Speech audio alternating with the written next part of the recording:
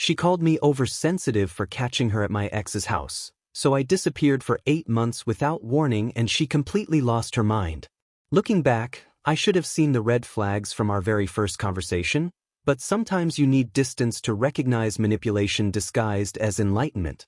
I met Lily at a local art gallery opening in Richmond where my friend Kevin had dragged me, insisting I needed to get out more after my last relationship ended.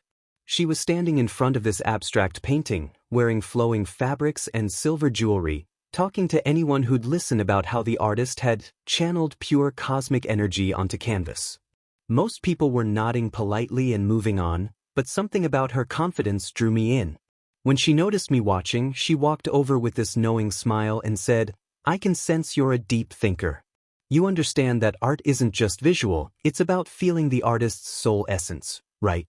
I should have realized then that everything with Lily would be filtered through her spiritual superiority complex, but I was intrigued by someone who seemed so sure of herself. We talked for 2 hours about everything from meditation to sustainable living, and she had this way of making you feel like you were having the most profound conversation of your life. When I asked for her number, she laughed and said, "I don't believe in traditional dating structures, but I'm open to exploring whatever connection the universe wants us to have." I work as a business consultant, dealing in concrete solutions and measurable results, so her mystical approach felt refreshingly different from my analytical world. Our first few dates were unlike anything I'd experienced: midnight drives to watch meteor showers, sunrise yoga sessions in her apartment, deep conversations about consciousness and authenticity that lasted until dawn. She worked as a yoga instructor at a wellness center downtown and seemed to genuinely believe in helping people find inner peace, which I found admirable even if her methods felt unconventional to me. The sex was incredible, intense in a way that felt almost spiritual, and she'd whisper things like, "Our souls are merging," that should have made me laugh but somehow didn't. But even during those early weeks, there were moments that made me uncomfortable. When I introduced her to my coworkers at a company barbecue, she told them I was her spiritual connection rather than her boyfriend, explaining that labels were limiting constructs that caged the soul. When I asked her about it later, she said, "We're exploring something deeper than conventional relationships, Marcus. Why do you need society's validation for what we have?" The way she made me feel selfish for wanting basic relationship recognition was my first real glimpse of her manipulation tactics. After 3 months of what felt like exclusive dating, I assumed we were together, but Lily insisted on keeping things fluid and non-traditional. She'd disappear for hours without explanation, always returning with vague stories about processing energy or aligning with nature's rhythms. Sometimes she'd come back smelling like incense and sage, her hair different than when she left, with a dreamy expression that made me wonder what exactly she'd been doing. When I asked where she'd been, she'd look at me with this patient expression and say, "I need space to exist authentically without having to justify my spiritual practices to someone who doesn't understand them yet." The way she said, "yet," implied I was spiritually underdeveloped, like a student who hadn't grasped basic concepts.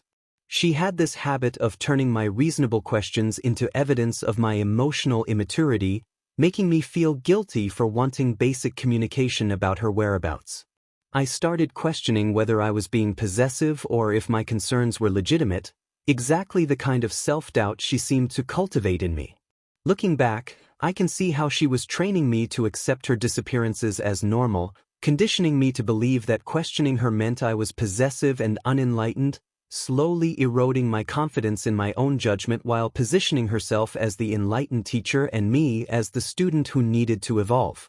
Around 6 months into our relationship, Lily began frequently mentioning her ex-girlfriend Sage, whom she described as going through a spiritual awakening that required guidance from someone more evolved. I'd known Lily had dated women before me, but Sage seemed to occupy a special category in her mind, someone who represented pure feminine energy and authentic connection that transcended ordinary relationships. At first, the mentions were casual. Sage was struggling with meditation, Sage needed advice about her chakras, Sage was having trouble finding her spiritual path after a difficult breakup with someone else. Lily would get this distant, compassionate look when talking about Sage's struggles, like she was discussing a wounded bird that needed her healing touch. What started as occasional coffee meetings to discuss spiritual matters quickly escalated into elaborate weekend retreats that Lily claimed were essential for Sage's psychological healing. She's been trapped in toxic masculine energy patterns for so long, Lily explained when I asked why these sessions required entire weekends away from our relationship. I need to help her reconnect with her divine feminine essence, and that kind of deep healing can't be rushed or scheduled around your comfort level. The way she framed my concerns as selfishness was becoming a familiar pattern, making me feel guilty for wanting time with my own girlfriend. These weekend retreats turned into longer sessions, 3-day intensive healing workshops, week-long meditation journeys, and something called sacred sister bonding that apparently required complete isolation from outside influences, meaning I couldn't even text Lily during these mysterious spiritual emergencies. When I discovered through social media that other people were involved in these sessions, people I'd never met or heard mentioned before, Lily had elaborate explanations about creating healing circles and feminine energy networks that were too advanced for me to understand.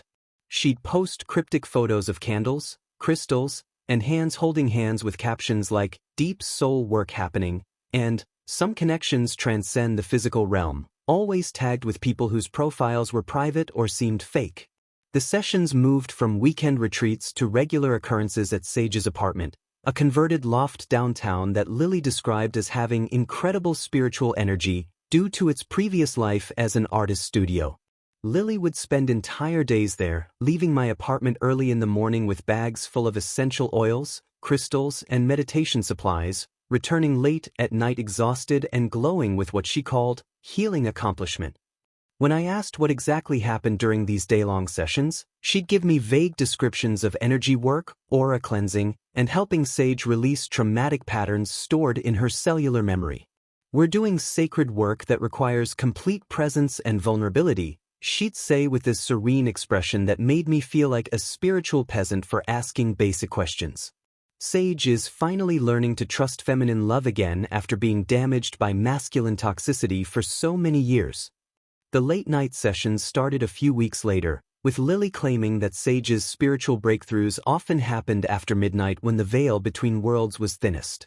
I'd wake up at 2 a.m. to find Lily gone, only to receive texts explaining that Sage was having a Kundalini emergency or experiencing dark night of the soul symptoms that required immediate spiritual intervention. These emergency sessions became increasingly frequent, sometimes happening multiple times per week, and Lily always returned home smelling like sage smoke and looking like she'd been through some intense emotional experience. When I finally expressed concern about the amount of time Lily was spending with Sage, she immediately accused me of having toxic masculine energy and being unable to understand evolved female connections that existed on a higher spiritual plane than ordinary relationships. The conversation happened after she'd canceled our dinner plans for the third time that week because Sage was apparently experiencing a spiritual crisis that required immediate attention, and I'd made the mistake of suggesting that maybe Sage needed professional help instead of constant spiritual interventions from my girlfriend. "Marcus, this is exactly the kind of possessive, controlling behavior that damages women's ability to form authentic soul connections," Lily said, using that patient teacher voice that made me feel like an ignorant child. "You're threatened by something pure and sacred because your ego can't handle the fact that some relationships transcend physical desire and exist in the realm of divine love." She had this way of making my completely reasonable concerns sound like character flaws, turning every conversation about boundaries into a lecture about my spiritual inadequacy and emotional immaturity. The pattern became clear when she missed my promotion celebration at work, something I'd been excited about for weeks, because Sage was having what Lily called a dark night of the soul that required her immediate presence for an all-night healing session. I'd planned a nice dinner with colleagues to celebrate finally making senior consultant, and Lily had promised to be there, even bought a new dress for the occasion. But an hour before we were supposed to leave, she got a frantic call from Sage about feeling disconnected from her life purpose and needing emergency spiritual guidance to prevent a complete psychological breakdown. "I know this is disappointing, but Sage is in genuine crisis right now," Lily explained while gathering her healing supplies and changing into more comfortable clothes for what would clearly be another overnight session. Your promotion will always be there to celebrate, but Sage's spiritual emergency can't wait. Surely someone as evolved as you can understand that some things are more important than ego celebrations. The way she framed my career achievement as an ego celebration, while positioning Sage's convenient crisis as a spiritual emergency, was masterful manipulation, making me feel selfish for wanting my girlfriend to celebrate my success. These overnight stays at Sage's place became regular occurrences, with Lily explaining that deep healing work often required sacred sleep rituals and dream-sharing ceremonies that couldn't be interrupted by returning home to my apartment. She'd come back the next day wearing clothes I'd never seen before, always with elaborate explanations about how Sage had gifted her something meaningful or how they'd performed clothing exchange rituals to share positive energy. The matching jewelry appeared around month 7, identical silver rings that Lily claimed were sister soul bonds, created during a particularly powerful healing session where she and Sage had experienced a spiritual breakthrough together. When I commented that the rings looked like couple jewelry, Lily laughed and said, "That's your masculine conditioning talking. You can't recognize pure spiritual connection when you see it because you're trapped in possessive thinking patterns." She started staying overnight for what she called multi-day healing intensives that required complete isolation from outside influences, meaning I couldn't contact her during these mysterious sessions that seemed to happen whenever we had plans or important moments together.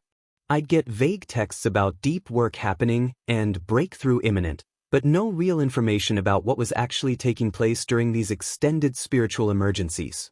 The inside jokes started appearing when she'd return from these sessions, references to things that had happened with Sage that she'd share with a secretive smile, making me feel like an outsider to some private world they'd created together. "You wouldn't understand, it's a sacred feminine thing," she'd say whenever I asked about these mysterious references, always with that condescending tone that implied I was too spiritually underdeveloped to comprehend their elevated connection. The defensive attitude became her default response whenever I asked basic questions about her activities with Sage, immediately accusing me of jealousy and spiritual immaturity rather than offering any real explanations about why these healing sessions required such secrecy and constant overnight stays. During my birthday weekend, the breaking point came when Lily abandoned our planned camping trip to the Blue Ridge Mountains because Sage called in tears about her energy being blocked and needing immediate spiritual intervention. I'd been looking forward to this trip for months, had reserved a cabin, planned meals, even bought new outdoor gear for what I thought would be our first real vacation together as a couple.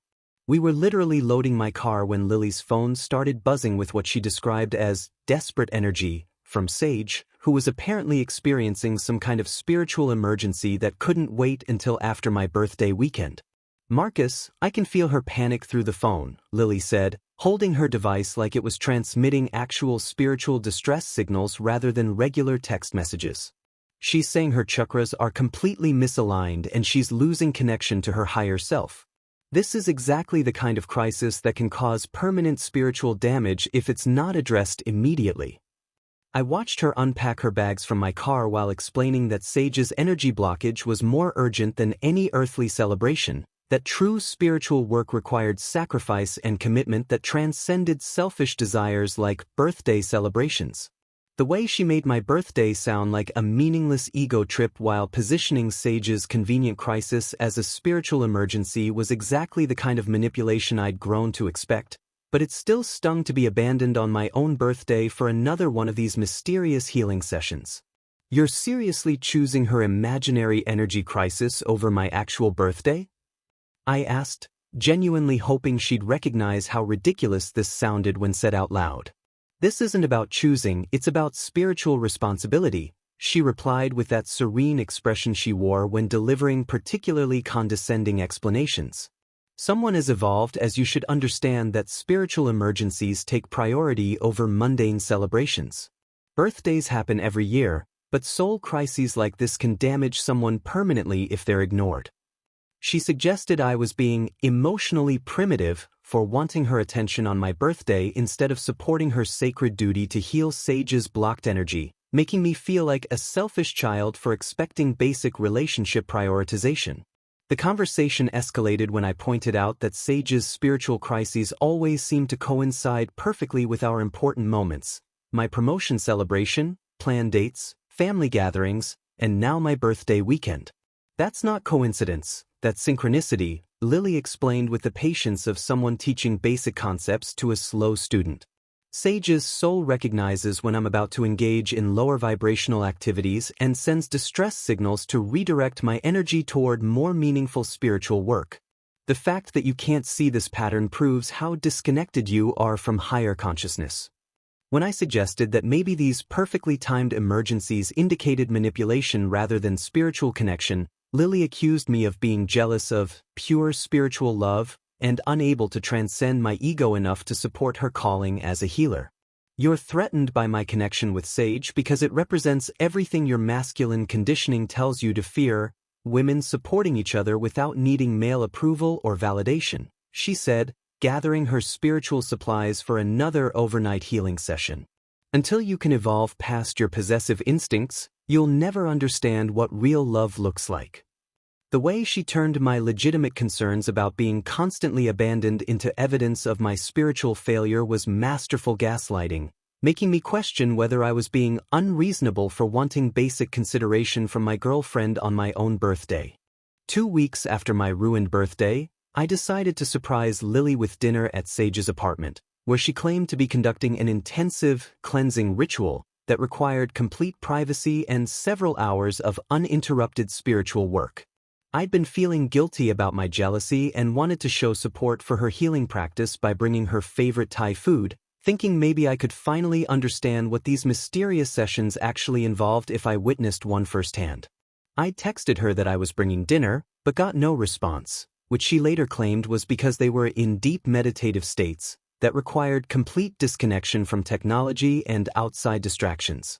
When I arrived at Sage's loft with bags of food, expecting to find them sitting cross-legged with crystals and incense in some kind of spiritual ceremony, I instead discovered them in what was clearly an intimate romantic setting, candles everywhere, soft music playing, wine glasses half empty, and both of them curled up together on the couch in matching silk robes that definitely weren't standard meditation attire. Sage answered the door looking flustered and guilty, her hair messy and lipstick smudged, clearly not the composed spiritual seeker I'd been hearing about for months.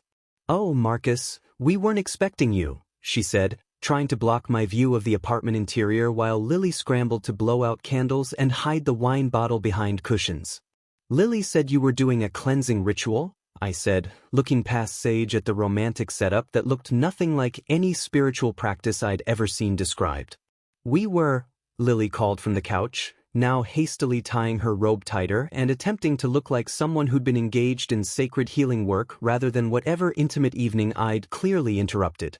"Cleansing can take many forms, and tonight we were working on releasing blocked sensual energy through tantric breathing exercises." The explanation was so obviously improvised that even Sage looked surprised to hear it, but Lily continued building her story about how physical intimacy between women was actually a form of spiritual healing that transcended ordinary understanding. When I pointed out that this looked exactly like a romantic date rather than a healing session, Lily exploded with righteous anger about my invasive energy and complete inability to recognize sacred feminine practices when I witnessed them. "This is exactly why I couldn't include you in this work," she shouted, standing up and gesturing dramatically at the romantic setup around us. "Your masculine conditioning makes you incapable of witnessing pure spiritual connection without projecting your own sexual limitations onto it. You see wine and candles and immediately assume something dirty instead of recognizing a sacred ritual."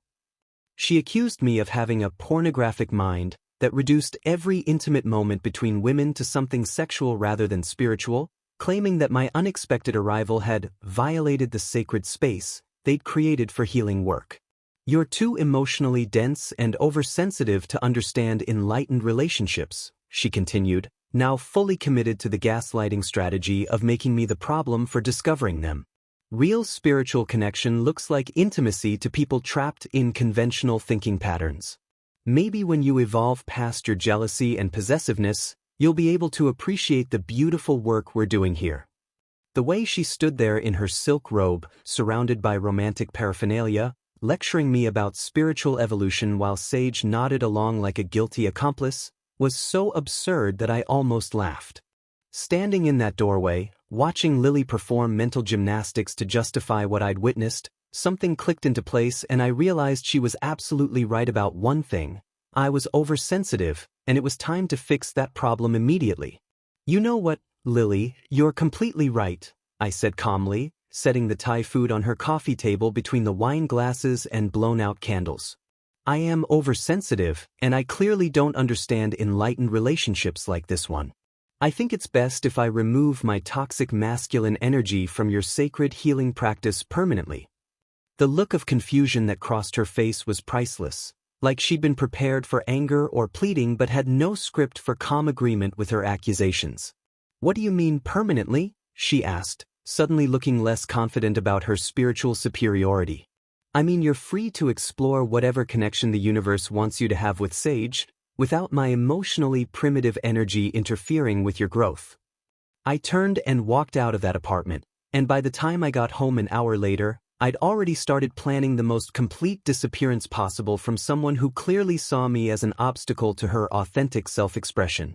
The next morning, I started executing a plan that would have impressed my most detail-oriented consulting clients. I was going to vanish so thoroughly that Lily would never find me unless I wanted to be found.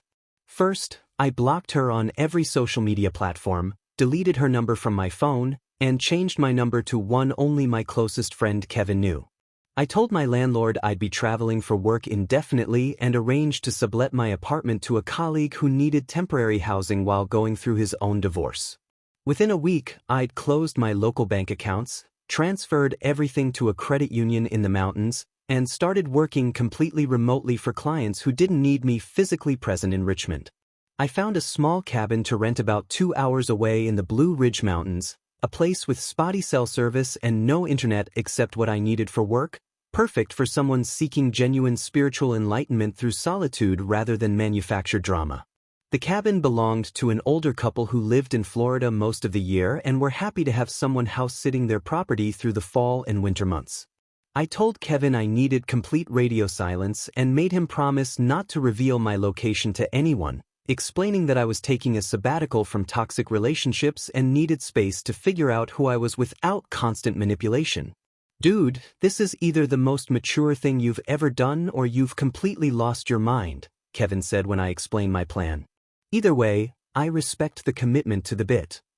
The digital detox started immediately. I deleted all social media apps, canceled streaming services, and committed to spending my free time on activities that actually enriched my life instead of monitoring someone else's spiritual performance art.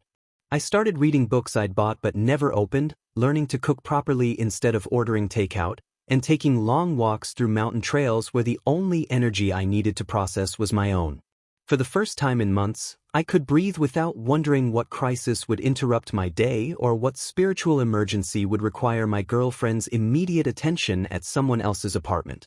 The silence was initially unsettling after months of constant drama and manufactured urgency, but gradually became the most peaceful experience I'd had since meeting Lily at that art gallery. I realized how much mental energy I'd been wasting trying to decode her spiritual language and justify her obvious lies to myself, energy I could now spend on actual self-improvement rather than relationship damage control.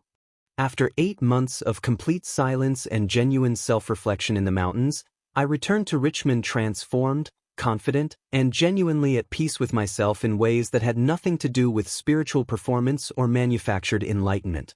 I'd started my own consulting business during my retreat, working with clients remotely and building something that belonged entirely to me, free from the constant drama and emotional manipulation that had defined my relationship with Lily.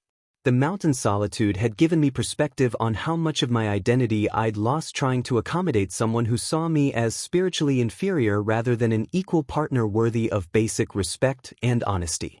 Kevin filled me in on what had happened during my disappearance, and the story was more satisfying than I could have imagined. Apparently, Lily had experienced a complete breakdown when she realized I wasn't coming back or responding to her increasingly frantic attempts to contact me. Dude, she lost her mind, Kevin told me over coffee during my first week back. She showed up at your old apartment like 15 times, called me crying about how you might be dead, even went to the police claiming you were a missing person until they told her adults are allowed to disappear voluntarily.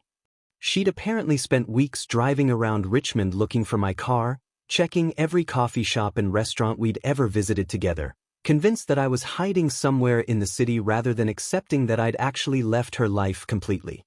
The best part was when she started posting on social media about toxic masculine behavior and emotional abandonment.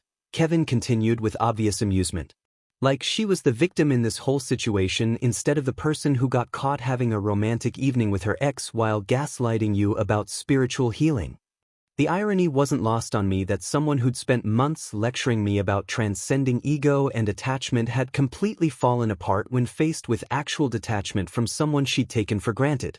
Through mutual friends, I learned that Lily's spiritual enlightenment hadn't lasted long after my disappearance. Apparently, Sage had been manipulating her just as much as Lily had been manipulating me, using their sacred connection to get free emotional labor and spiritual guidance while having her own secret relationships on the side. Turns out Sage was seeing like 3 different people during their healing intensives, Kevin reported with the satisfaction of someone watching karma work in real time. Lily found out when she saw Sage posting couple photos with some guy she'd been calling her twin flame, while telling Lily she was too spiritually damaged for romantic relationships. The spiritual teacher had become the student in manipulation, discovering what it felt like to be someone's backup plan while they explored more exciting options, exactly the dynamic she'd created with me while chasing her enlightened connection with Sage.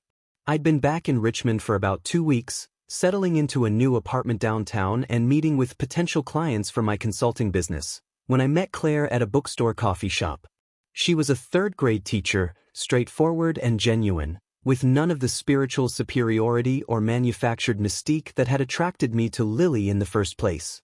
I teach 8-year-olds, so I have a pretty good radar for when someone's not telling the truth, she said when I mentioned my recent experience with relationship manipulation.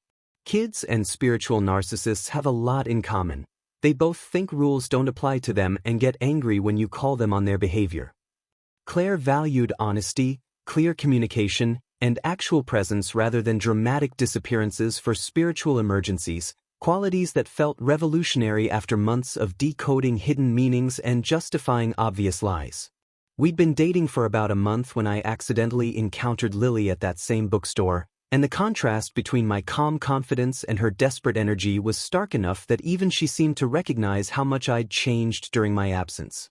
She looked smaller somehow, less radiant, like someone whose spiritual glow had dimmed considerably since losing her primary source of validation and financial support.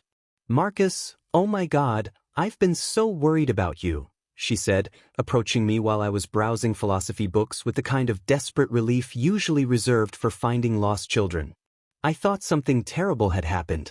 You just disappeared without any explanation, and I had no way to know if you were safe." The concern was touching but entirely self-serving, focused on her anxiety about my disappearance rather than any genuine care for my well-being during the relationship that had preceded it. "I'm fine," I said calmly, treating her exactly like any other acquaintance from my past rather than someone who'd once shared my bed and manipulated my emotions for months. Just needed some time to work on myself and figure out what I actually wanted from life. She studied my face like she was trying to decode some spiritual message, probably searching for signs of the emotional dependence and insecurity she'd cultivated in me before my mountain retreat had reset my entire perspective on relationships and self-worth.